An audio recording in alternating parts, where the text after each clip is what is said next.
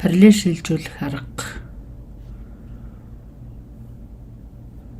хичээлийн лекцтэй холбоотойгоор GeoGebra хөтөлбөрөнд үзүүлэн харуулъя.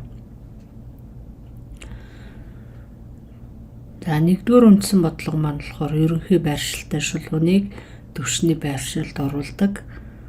Нэгдүгээр үндсэн бодлогыг хийхин тулд параллель шилжүүлэх арга дээр одоо энэ тухайн цэгүүд маань өөрсний түвшний автгай дээрээ параллель шилждэг.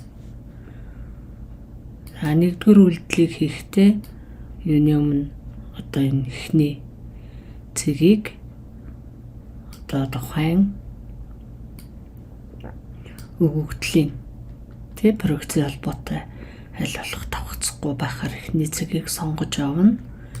За тэгээд энэ дээр одоо хэмжээ маань болохоор энэ хэвтэй проекц дээрх хэмжээг адилхан хэмжиж авах хэрэгтэй.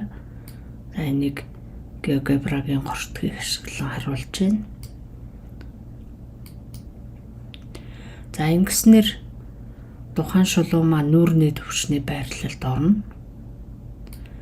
Нүүрний түвшний байршилтай эрчим маань бодит хэмжээгээрээ тодорхойлогддог байна. За дараа нь 2 дугаар үндсэн бодлого бодох хэвээр. 2 дугаар үндсэн бодлого маань мэдээж одоо нүүрний түвшний байралд орсон тухайн шулуун маань өөрийнхөө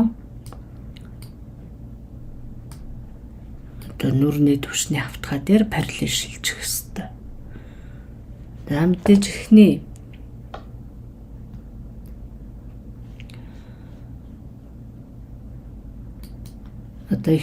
энэ цэг маань болохоор бас дурын газар өөрөө сонгож авч болно.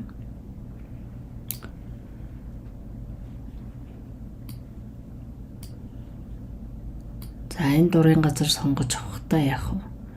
Мэдээж бодит хэмжээнд тодорхойлогдсон энэ уртыг хэмжиж авах ёстой. За гортгоор харуулъя. За энэ бодит хэмжээ маань болохоор А1-2-оос B1-2 хүртэл энэ зайг хэмжиж аваад энд тасалж авснаар тухайн шулуун маань яаж проекцлогч байралд орж гинэ.